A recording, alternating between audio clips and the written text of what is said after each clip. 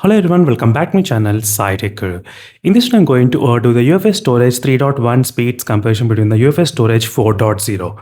So right now this phone has got the UFS storage 4.0 and here is the phone with the UFS storage 3.1. And let's do the copy speeds between internal folder, how much speeds you can actually expect with the UFS storage 3.1.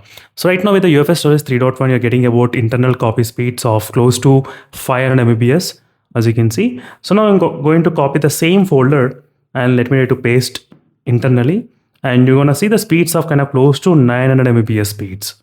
As you can see guys, the speeds close to 900 Mbps. So this is the difference guys between the copy speeds with the UFS storage 4.0. So this is from the Lava Agni 4 and this is from the Realme P4 device.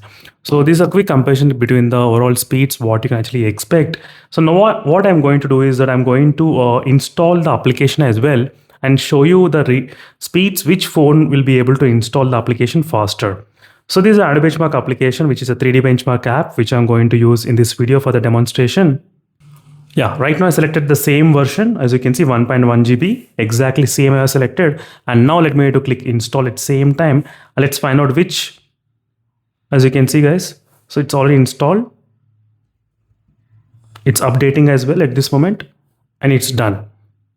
So this is a real-time proof that UFS storage 4.0 will definitely help in terms of the overall app installation process and copying speeds as well, internal folder. So this is about the practical demonstration which I thought of giving you all, because previously in the benchmark application when I was using, I just showed you the benchmark scores between the both of the devices. So a lot of users, they asked me to upload a practical scenario where to demonstrate the real-time speeds. So in this video, it might give the clear idea regarding overall speeds, what you can actually expect between both of the Pro UFS storage types.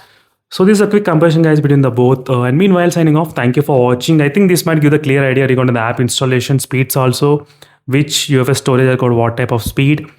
So stay tuned for more updates. Thank you for watching and bye.